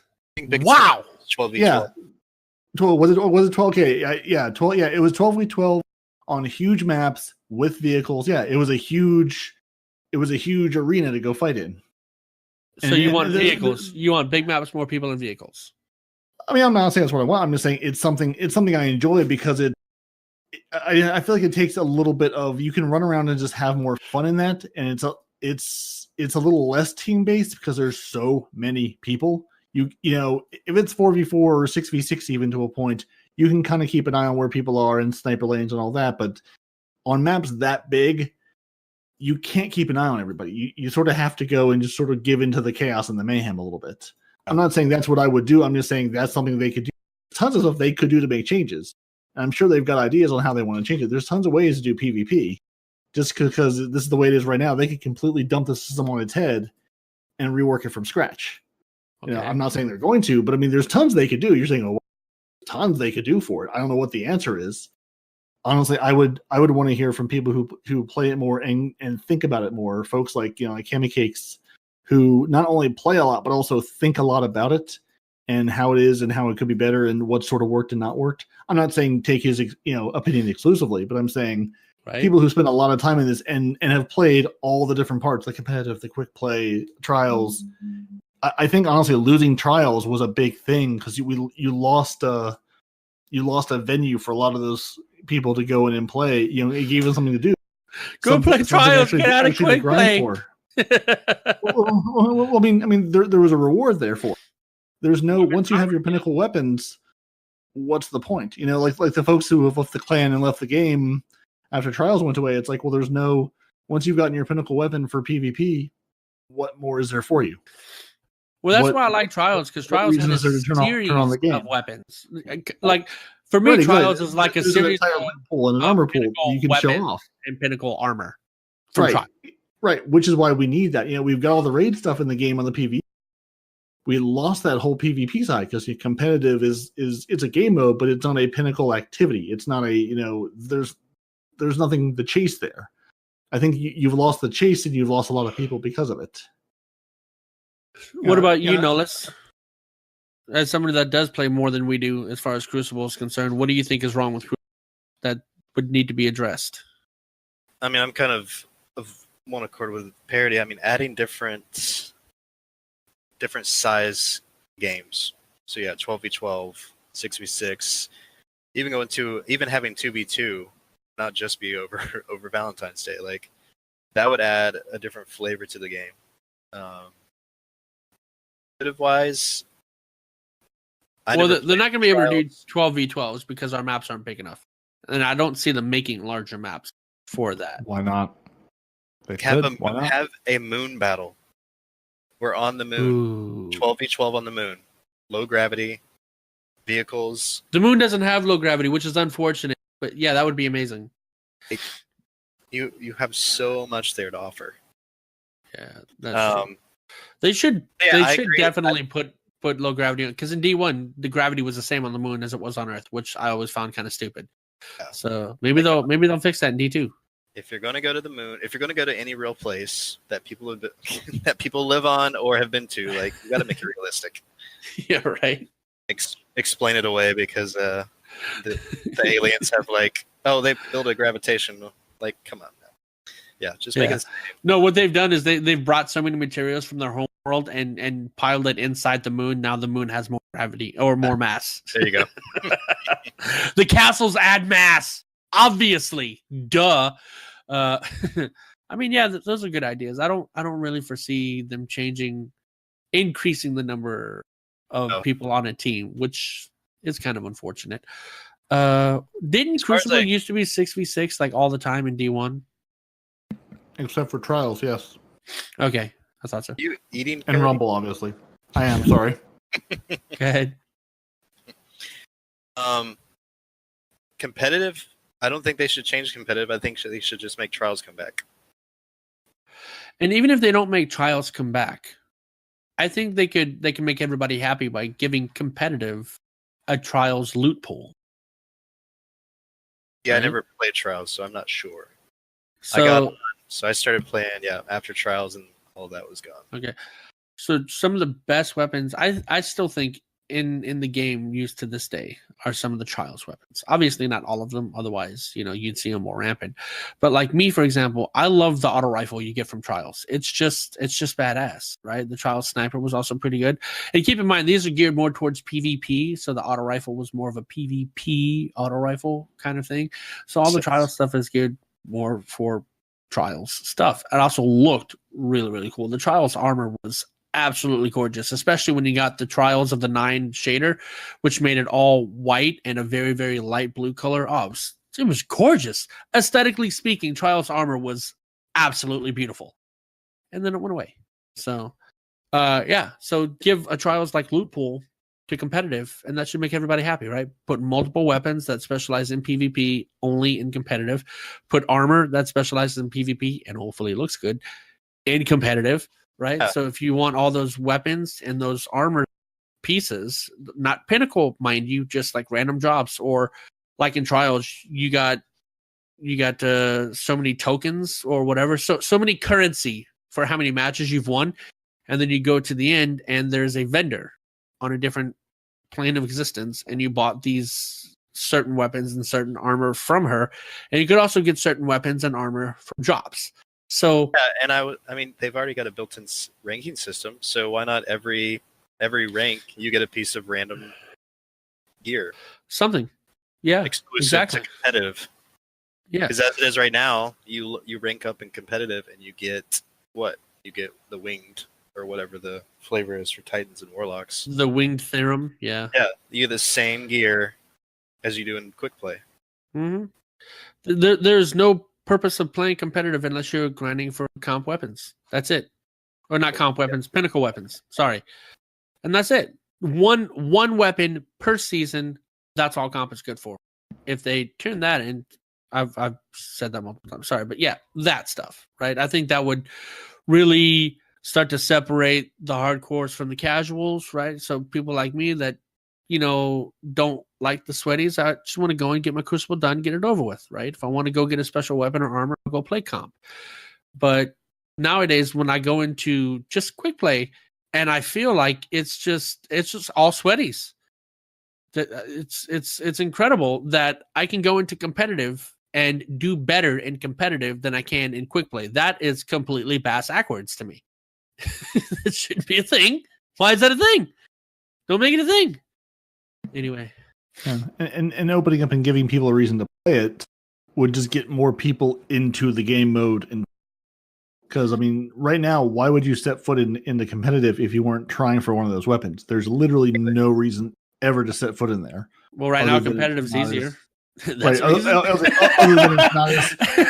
than it's not as sweaty as quick play is right now. But it was just like when people were working on their, what was it, the Thorn quest steps of going to competitive and doing something, or you could go into competitive and get it done quicker. There were a lot more people in there. There was more variety. You weren't getting stomped every time because it wasn't all people trying for pinnacle weapons. It was just more people playing the game mode, which I feel like next month that's going to be a thing. Is never a bad thing. Next month when cross save is back, that's going to be a thing. It's going to explode. Not cross save. Sorry, cross save and free to play New Light. That's what I'm looking for. New Light. Right. When those get incorporated, it's going to explode, right? And so that would be the best time to play Crucible is when you got all those new players coming in. That's when guys like us that aren't really good get to pretend like we're Crucible gods for a month, right? Just all the new people coming. Sweaty. Yeah. So that's going to be a good month to play, I guess. So what do you guys think about doing what they did with the Redrix's Claymore, the Redrix's Broadsword, where they? I didn't like it. They didn't nerf the gun, but they gave you a different gun in the next season. That I don't know, better or worse, the same. I don't have any real opinions on, but what do you think of going that route? Doing a mountaintop and then putting out the hilltop, or putting out something else that's the anthill, the mountaintop and the anthill doesn't require the same grind. No, I still think it's the same principle, right? Because even if you give another similar gun. I mean, it rose by any other name, right? It's still the same gun, even if you have to earn it differently. So all right, so if you get killed by the gun, you see that the name is different. You know that they got it, quote unquote, the easy way, but it still is just as good as the one that people had to earn the hard way. So I don't like that at all. If you want the pinnacle weapon, go get the damn weapon. Don't make it easier for people. The people that don't have it right now, that don't want to put the grind, they don't deserve it. I know people out there want it, but if you want it, earn it. You know? Exactly. Yeah. And that's my opinion too. I'm like, I play a lot of Crucible. We drag you into Crucible every now and then. Yeah. And I mean, I don't have Mountaintop, but I would eventually like to earn it. And yeah, I mean, I think if I had it and they tuned it down for where everybody could get it, I would be really offended. It takes away from the prestige of earning it. It takes away from the glory, from the honor, from the effort that you put forth to it. Having that weapon is now less of a milestone for the people that have it. And exactly. Yeah. Like when you get shot by the Revoker or the Recluse in Crucible, it's frustrating because they're really good weapons, but it's like, all right, you took the time and effort to get that. Mm-hmm. I don't mind getting killed. Plus, you know what guys to avoid. As soon as you get shot with a Recluse, well, okay, I'm not going to fight that guy. Let's just avoid him. Shoot that guy with my pulse rifle way far away. But if you want it, earn it. That's all there is. Don't change the quest. Don't change the weapon. Don't give another weapon that's similar. Leave it the hell alone. Make people earn it if they want it. That's all I have to say. If you have other opinions, go ahead, guys. Sorry for talking so much. And I don't know, Andy brought up an interesting point in the band chat about what happens to clans when cross save happens, because I don't think they've addressed that at all. It's like, are we going to keep if I want to be I'm a Frozen Clan member on Xbox. If I cross save over to a PC, am I still in the Frozen Clan? Can I join a different clan? Yeah, you're in Guardian Hub at that point. Does that carry over? And and if I do want to join, does that then take 2 slots of the one clan because we're capped at 100 people? You know, how is that all going to work? I'm assuming you can join one clan in your one true account and that's where it stays versus one per platform. But I don't know if they've addressed it or something about it. I think that it'd be sort of interesting to be able to be in different clans on different platforms. But I don't know. What are you guys' opinions? Care at all? I really don't care because I'm gonna play on PC. But if I go to PC, if my Frozen doesn't carry over, it's a double-edged sword, right? Because right now all the Frozen that we know of is on Xbox exclusively. So that being said, if I go to PC and I still want to be a member of the Frozen clan, nobody's playing PC, right? So. That's why I have to keep telling myself we have cross save but not cross play, so I can't play with you on a PC from the Xbox. Correct. To take my save places, which I have to keep reminding myself because in my head I go, "Oh yeah, we'll be able to play." It's like no. You're still playing with the same platform that you're on, just with your history of games. Correct. Now, my opinion is such that I would prefer to have not brought over my Frozen clan, right? Because I would like the opportunity to pick a clan that is more active on PC than what my Frozen clan would be. But at the same time, if there is an active Frozen clan on PC, I still have the choice to go back and join them again. So I don't want it to carry over my clan. I don't. That's my thing, right? Because I don't know how active they're going to be. Have a clan that focuses on that platform. Because I'm sure a lot of clans are. Maybe they have a PS4 version or Xbox version, especially some of the bigger folks. But a lot of people, you're playing with the people on the platform you're on, not anything else. So, all right, I think we've killed everything. We've kicked it all in the head to death. One thing that I forgot to mention, Penn noticed this week. He was, this is also the patch where they put in the Iron Banner fixes, making the Iron Banner grind. He said he was on 51% of his grenade step quest for the Iron Banner, and he said once the patch came through, his 51% became done. So if you're at least halfway through that quest step and they made it shorter, that'll finish up that quest step. So when the next Iron Banner comes around, it's much less of a grind for you. So that'll be good for you people who haven't finished your Iron Banner grinds. There you go. I didn't know that, but now we know, and knowing is half the battle. And now, thank you. Thank you, Respawn. Thank you, Nollis. Thank you, everyone. Thank you, Nitedemon and Spirit, for joining us this week. Your Titan has been Peroty. Your Hunters have been known Respawn in real life and Nollisdaman. You can email the show at twotitansandahunter@hotmail.com. You can find us on Twitter at twotitans_hunter. You can find us on Facebook by searching for Two Titans and a Hunter because URLs are dumb. You can join the Frozen Clan at join.frozen.party with a 0. If you like sandwiches, join us. If you don't like sandwiches, go join the Guardian Hub. If you need a clan, because again, if you're doing your last up of armor, you got to do things with clan mates. Find one that has a funny name and go join it, since no one has told us about a good clan name. If you have a clan you want people to join, let us know. You can find all your favorite Guardians and least favorite Guardians on Xbox Live, at least until September.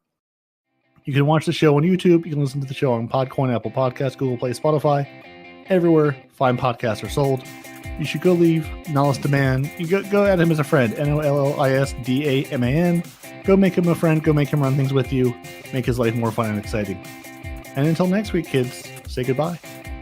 Goodbye, Guardians.